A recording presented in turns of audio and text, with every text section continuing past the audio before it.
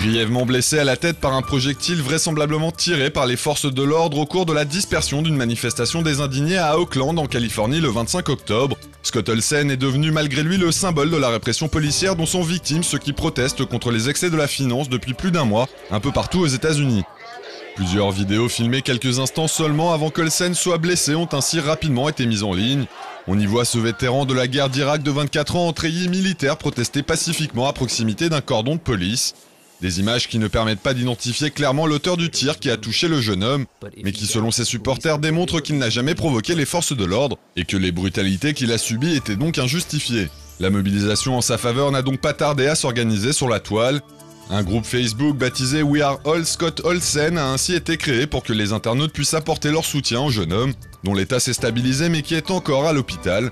Une page qui compte près de 9000 membres et dont l'objectif est de dénoncer la violente répression exercée par les forces de l'ordre contre les activistes du mouvement Occupy Wall Street, démarré à New York et qui s'étend désormais à tout le pays. Le site Occupy Together, qui se présente comme une vitrine de tous les mouvements d'indignés nés aux États-Unis, a lui appelé les manifestants à organiser des veillées à la bougie pour afficher leur solidarité avec Olsen, un appel largement suivi partout dans le pays comme l'illustrent ces images. De leur côté, les associations d'anciens combattants ont elles aussi décidé d'agir en lançant des collectes de dons en ligne pour payer les frais médicaux du jeune homme.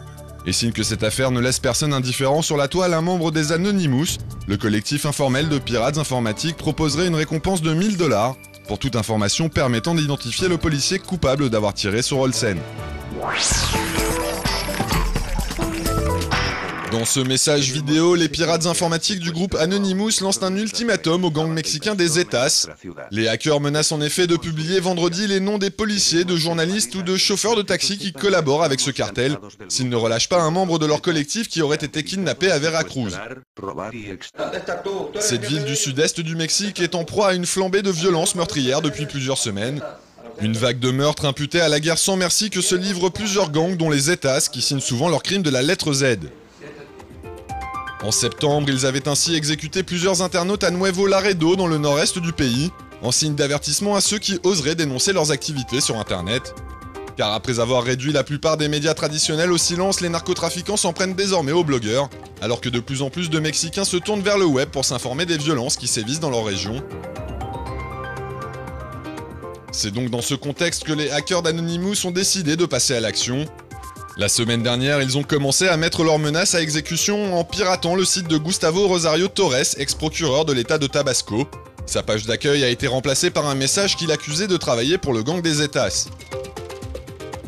Mais pour Stratfor, un site spécialisé en géopolitique, la publication des noms des collaborateurs de ce cartel ne ferait que provoquer une nouvelle effusion de sang. Les personnes accusées deviendraient en effet la cible de gangs rivaux et en représailles, les Zetas pourraient attaquer d'autres cyberactivistes, même s'ils ne sont pas affiliés à Anonymous. La page Facebook de Barack Obama a été prise d'assaut par des milliers d'internautes tunisiens qui y ont laissé plus de 150 000 messages satiriques.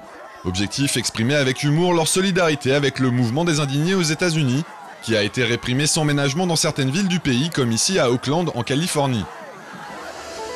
Ce mouvement, lancé spontanément sur les réseaux sociaux, met donc le président américain dans la peau d'un dictateur pris dans le tourbillon du printemps arabe.